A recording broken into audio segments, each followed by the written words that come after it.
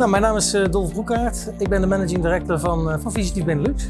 Deze dag is een dag waarin we de SolidWorks gebruikerscommunity verwelkomen om de nieuwe gadgets en de nieuwe tools en de nieuwe zaken te komen ontdekken bij ons.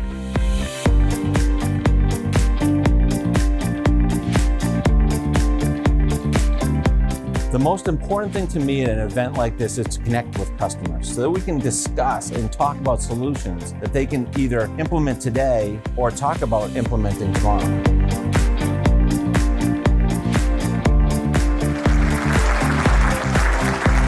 The feedback are already very positive. I only see people smiling. So from that perspective, it's just already a success.